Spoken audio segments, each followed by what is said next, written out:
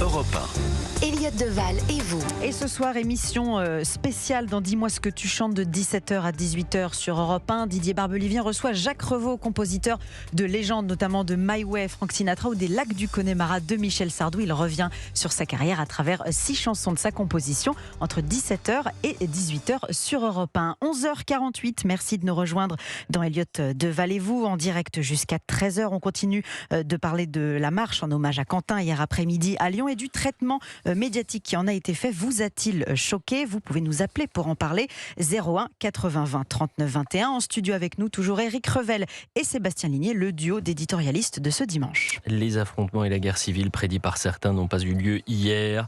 C'était une marche calme, digne et qui a été parfaitement gérée par les forces de l'ordre. En parlant des forces de l'ordre, vous n'avez pas un policier qui a été blessé, pas un projectile lancé sur les CRS, pas une vitre cassée, pas une voiture brûlée sur le parcours.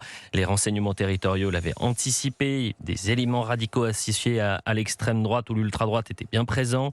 Vous avez au moins 3 signalements, une interpellation pour des chants racistes et des saluts nazis, que ces personnes soient retrouvées et condamnées. Mais est-ce que de ces faits marginaux, vous en faites une généralité, vous expliquez que c'était une marche de néo-nazis, d'extrême droite, de fachos, pour un homme qui est présenté par l'agence France-Presse de 23 ans, qui a été lynché comme un militant d'extrême droite radicale? Moi, je découvre maintenant cette formule, extrême droite radicale. Oui, il faut nous expliquer. De toute façon, en fait, c'est Jean-Michel Pléonasme, celui qui travaille avec l'extrême droite radicale. C'est un tantinet redondant. Non, mais c'est le catholique intégriste. Il faudra m'expliquer ce que ça veut dire aussi. Mais tout est comme ça en ce moment. Donc, que retenir de cette marche? Et puis, on ira ensuite sur le terrain des responsabilités politiques, puisque Laurent Wauquiez considère que le drame qui a frappé Quentin, eh bien, la France insoumise a une part de responsabilité. Même pas une part de responsabilité, il dit LFI est responsable de ce drame. Nicolas est en direct avec nous, il nous appelle d'Avignon. Bonjour Nicolas.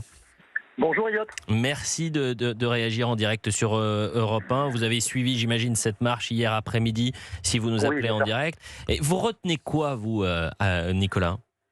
Je retiens la différence de traitement médiatique qui est quand même assez exceptionnelle, puisque moi j'ai assisté donc à la manifestation à Avignon donc, pour la Palestine. Donc avec LFI et tous les cortèges LFistes. Et en fin de cortège, donc au niveau du parking Jean Jaurès, on avait des gens qui étaient peut-être pas liés à la manifestation, je dis pas le contraire, hein, mais qui faisaient des saluts nazis en disant mort aux juifs. Donc, mais ça, c'est jamais remonté dans les médias. C'est-à-dire que la presse locale qui était présente ou la presse nationale n'a jamais relayé ce qui s'est passé. Donc, on accepte de dire que c'est peut-être des éléments extérieurs isolés pour Avignon, mais par contre pour Lyon, on considère d'entrée de jeu que ce sont des militants néo-nazis d'extrême droite. Alors moi je vais être le plus équilibré ou le plus honnête possible. Il y a eu tellement de manifestations liées à ce qui se passait du côté du Proche et du Moyen-Orient qu'il n'y avait pas les mêmes couvertures médiatiques. Moi je pense que hier, la couverture médiatique de la marche pour Quentin, elle était XXL. Vous aviez des dizaines et des dizaines de journalistes qui étaient présents. Et Sébastien Ligné dit pas pour les bonnes raisons. Oui. Parce que, si vous voulez, les médias, et ça va durer. Hein. Alors là, moi, je vous mets un billet que dans les prochaines heures, les prochains jours, vous allez avoir, on a infiltré la manifestation. Vous avez des individus qui avaient peut-être des images inédites, des caméras cachées, des micros, que sais-je. On a infiltré la marche d'extrême droite, c'est comme ça que ça va être présenté. Et vous allez associer toutes les personnes qui ont juste voulu, de manière digne et honnête, voulu rendre hommage à Quentin. Nicolas.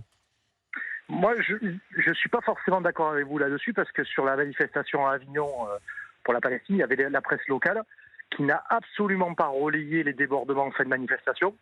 Moi, je pense qu'il y a un traitement médiatique qui est différent en fonction que ce soit des manifestations de droite ou de gauche, et qu'on considère que ce sont des cas isolés quand ce sont des manifestations de gauche, et que ce sont des cas de grande gravité quand ce sont des manifestations de droite. Mais la manifestation de Quentin, ce n'était pas une manifestation de droite. C'est ça le problème en réalité. Et quand vous qualifiez, je comprends ce que vous voulez dire, mais quand vous qualifiez la marche d'hier de manifestation de droite, vous rentrez aussi dans le jeu que tente d'imposer le récit médiatique, de dire que finalement, si on marchait hier pour la mémoire de Quentin, on était de droite. Je pense que c'est une erreur. Et dans la même journée, parce que si tous les regards étaient tournés vers Lyon, des caméras étaient présentes aussi à Rennes. Il faut préciser aux auditeurs d'Europe 1 ce qui s'est passé à Rennes. Vous avez plusieurs personnes qui ont décidé d'organiser une mobilisation en hommage à Quentin. L'ultra-gauche rennaise a décidé d'organiser une contre-manifestation. À mobilisation citoyenne, vous avez donc contre-manifestation de l'ultra-gauche. La pancarte, c'était quoi? Et je vous invite à lire le journal du dimanche, c'est en une du JDD.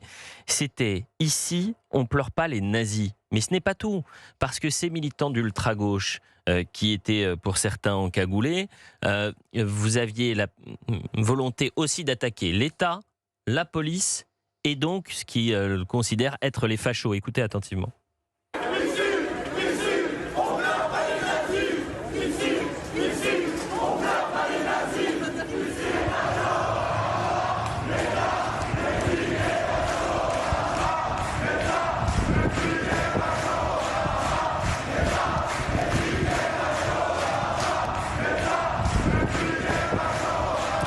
Et ça, par exemple, cette séquence-là, elle est à la disposition, bien sûr, de tous les médias.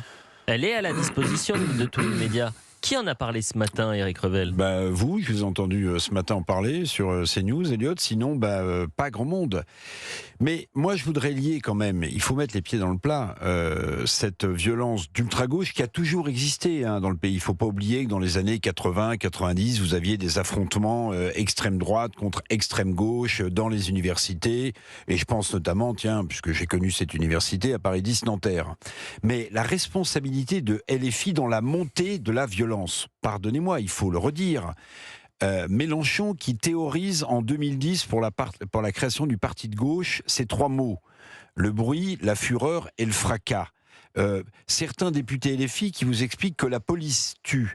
Eh bien, ces groupuscules d'extrême gauche qui ne vivent que de la violence, en fait, se sentent rassérénés, et peut-être même que ces groupuscules d'extrême gauche voient leur rang grandir. Donc, il faut quand même, comme l'a souligné Aurore Berger tout à l'heure dans le Rendez-vous européen, il faut quand même montrer du doigt et d'un doigt accusateur la responsabilité d'un climat qui devient délétère dans ce pays, parce que vous avez une violence d'extrême gauche qui est montée, qui se sent libérée dans ses actes, puisque vous avez un parti qui est représenté à l'Assemblée nationale et qui emploie ce type de mots. Le bruit, la fureur et le fracas. La France insoumise, mais pas que ses relais médiatiques, n'attendaient qu'une chose, c'était que hier, eh bien, ça dégénère, que ça empire, qu'ils puissent dire, voilà. C'est pour ça qu'ils sont, vous l'avez dit, Sébastien Ligné.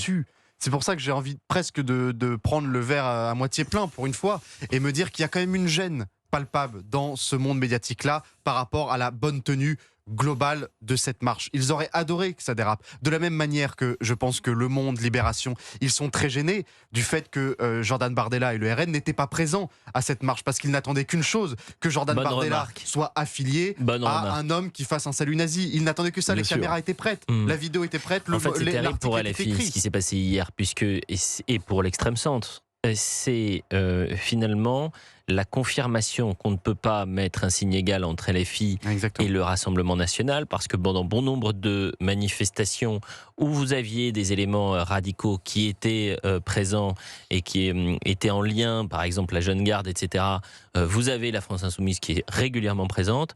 Or là, les renseignements territoriaux avaient dit attention, il peut y avoir des éléments radicaux liés à l'ultra-droite, il y en aura. Et il y en a eu, et le Rassemblement national a dit nous, on n'a pas organisé cette manifestation, cette marche, donc c'est pas une question de soutenir ou pas, c'est une question, on n'y va pas. Nos cadres n'iront pas à cette mobilisation. Mais moi, je suis pas tout à fait d'accord avec vous, Sébastien, parce qu'en réalité, des gens qui n'ont pas assisté à cette manifestation et qui veulent savoir ce qui s'est passé, lisent leur journal, écoutent leur radio ou regardent leur chaîne.